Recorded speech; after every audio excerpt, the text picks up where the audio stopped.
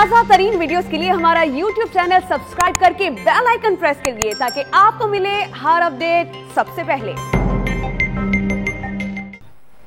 Update करें आपको, विफाकी काबीना ने बजट तजावीज की मंजूरी दे दी है। इसी हवाले से बात करेंगे इस्लामाबाद से चीफ रिपोर्टर सनाउल्लाह खान से।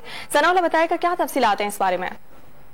देखिए, कैबिनेट का जो खसूसी इजलास था, जिस तरह रिवायत होती है पार्लियामेंट में पेश करने से कबल जो बजट तजावीज हैं वो कैबिनेट में पेश की जाती हैं और कैबिनेट में वजीर खजाना और उनकी टीम ने ब्रीफ की है और कैबिनेट में जो बजट तजावीज हैं उनकी मंजूरी दी है और वजीर खजाना को बजट जो है वो पार्लियामेंट में पेश करने की इजाजत दी है। और इसमें जो सबसे अहम इस कैबिनेट के इजलास में होता है वो सरकारी मुलाजमीन की तनख्वाह और पेंशन होता है।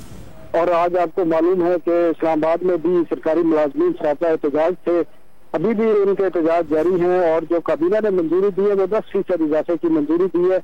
बुनियादी तनख्वाह और पेंशन में इजाफे की ये मंजूरी है जिसको जो सरकारी मुलाजमीन है वो पहले ही रिजेक्ट कर चुके हैं। और उनकी डिमांड है कि जिस तरह गुज़श्ता 2-3 साल में महंगाई हुई है, उनकी डिमांड 100% इंक्रीज की है।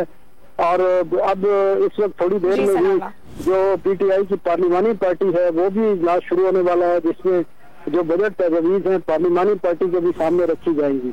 जी, बहुत शुक्रिया तफसीलात के लिए आपका सनाउल्लाह खान।